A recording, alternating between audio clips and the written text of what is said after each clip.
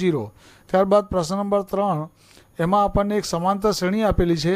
આ સમાંતર શ્રેણી માટે સામાન્ય તફાવત એટલે કે ડીની કિંમત શોધવાની છે। તો આનો સાચો જવાબ છે ઓપ્શન સી 6। ત્યારબાદ અહીંયા આપણને બે બિંદુઓના યામ આપેલા છે 0.5 અને -5 0। તો આ બે બિંદુઓ વચ્ચેનું અંતર શોધવાનું છે। તો ગણતરી કરતાં આનો સાચો જવાબ આવે ઓપ્શન બી 5 વર્ગમૂળમાં 2। ત્યારબાદ પ્રશ્ન નંબર 5 sec² θ માઇનસ tan² θ બરાબર ખાલી જગ્યા। તો આનો સાચો જવાબ છે ઓપ્શન બી 1। ત્યારબાદ કોઈ માહિતી માટે x બાર એટલે કે મધ્યક 25 હોય અને z એટલે કે બહુલક 25 હોય તો મધ્યસ્થ m બરાબર ખાલી જગ્યા। તો મધ્યસ્થની કિંમત પણ 25 જ મળે આપણને। ત્યારબાદ ખાલી જગ્યા પૂરવાની છે। એમાં પ્રશ્ન નંબર 7 3 + 2 / 5 એ ખાલી જગ્યા સંખ્યા છે। તો આનો સાચો જવાબ છે અસમ્ય। ત્યારબાદ બહુપદી 4x² - 3x - 7 ખાલી જગ્યા છે। તો આનો સાચો જવાબ છે 3/4। ત્યારબાદ એક સિક્કાને 3 વખત ઉછાળતા મળતા શક્ય કુલ પરિણામોની સંખ્યા ખાલી જગ્યા છે। તો આનો સાચો જવાબ છે 8। ત્યારબાદ આગળ વધીએ। પ્રશ્ન નંબર 10 tan θ × cot θ બરાબર ખાલી જગ્યા। તો આનો સાચો જવાબ છે 1। ત્યારબાદ પ્રશ્ન નંબર 11 વર્તુળને વધુમાં વધુ ખાલી જગ્યા સમાંતર સ્પર્શક હોઈ શકે। તો આનો સાચો જવાબ છે 2। ત્યારબાદ અહીંયા કેટલાક અવલોકનો આપેલા છે। આ અવલોકનોનો મધ્યસ્થ શોધવાનો છે। તો આનો સાચો જવાબ છે 1। ત્યારબાદ નીચેના વિધાનો ખરા છે કે ખોટા તે જણાવવાનું છે। એમાં પ્રશ્ન નંબર 13 17 23 અને 29નો ગુસા 1 છે।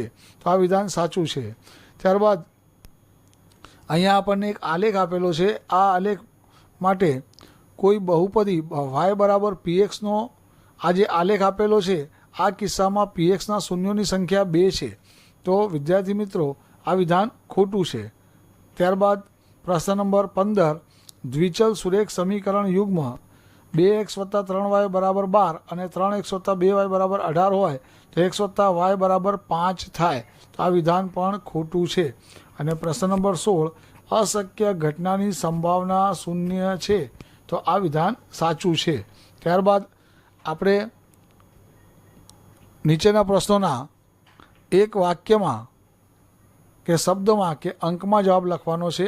એમાં પ્રશ્ન નંબર 17 અહીંયા આપણને એક શ્રેણી આપેલી છે। આ શ્રેણી સમાંતર શ્રેણી છે કે નહીં તે જણાવવાનું છે। તો આપેલી શ્રેણી એ સમાંતર શ્રેણી છે। ત્યારબાદ વર્તુળની અંદર આવેલા બિંદુમાંથી વર્તુળને કેટલા સ્પર્શક મળે તો એક પણ નહીં। ત્યારબાદ પાસાને એક વખત ઉછાળતા 6નો અંક ન મળે તેની સંભાવના કેટલી તો જવાબ આવે 5/6। પ્રશ્ન નંબર 20 પ્રથમ 11 પ્રાકૃતિક સંખ્યાઓનો મધ્યક શોધો। તો આનો સાચો જવાબ છે 6। ત્યારબાદ જોડકા જોડવાના છે। એમાં પ્રશ્ન નંબર 21 અર્ધગોલકના વર્તુળાકાર આધારનું ક્ષેત્રફળ। તો એનો સાચો જવાબ છે ઓપ્શન બી πr²। અને પ્રશ્ન નંબર 22 5 રૂપિયાના સિક્કાનું ઘનફળ। તો આનું સૂત્ર છે ઓપ્શન સી πr²h। ત્યારબાદ પ્રશ્ન નંબર 23 થીટા ખૂણાવાળા વૃત્તાંશના ચાપની લંબાઈ। તો એનું સૂત્ર છે πr/180 અને વર્તુળનો પરિઘ શોધવાનું સૂત્ર છે πd। તો અહીંયા સેક્શન એનું સોલ્યુશન પૂરું થાય છે। હવે આપણે સેક્શન બી તરફ જઈએ। તો વિભાગ બીમાં તમને કુલ 13 પ્રશ્નો આપેલા હશે। આ 13માંથી તમારે કોઈ પણ 9 પ્રશ્નોના જવાબ લખવાના છે અને પ્રત્યેકના 2 ગુણ છે। વિદ્યાર્થી મિત્રો સ્ક્રીનશોટ પાડતા રહેજો। આ તમામે તમામ પ્રશ્નો મોસ્ટ આઈએમપી પ્રશ્નો છે। આ તમામ પ્રશ્નો તમે અવશ્ય તૈયાર કરજો। નેક્સ્ટ વિડીયોમાં આપણે વિભાગ બીનું સોલ્યુશન પણ મૂકવાના છીએ।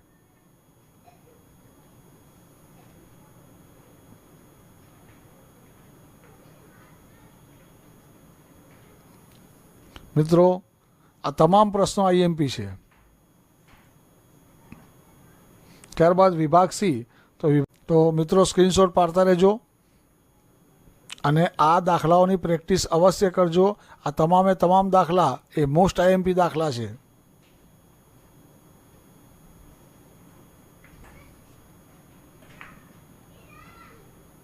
અને છેલ્લે વિભાગ ડી વિભાગ ડીમાં તમને 8 પ્રશ્નો આપેલા હશે. આ 8માંથી તમારે કોઈ પણ 5 પ્રશ્નોના જવાબ લખવાના છે અને પ્રત્યેકના 4 ગુણ છે.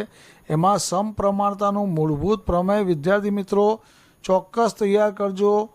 બોર્ડ પરીક્ષામાં 100% પૂછાશે. ત્યારબાદ તમારે 2 ચેપ્ટર અવશ્ય તૈયાર કરવાના છે.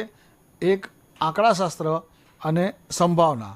કેમ કે વિભાગ ડીમાં આંકડાશાસ્ત્ર ચેપ્ટરમાંથી 2 દાખલા આવે છે અને સંભાવના ચેપ્ટર એમાંથી પણ 2 દાખલા આવતા હોય છે.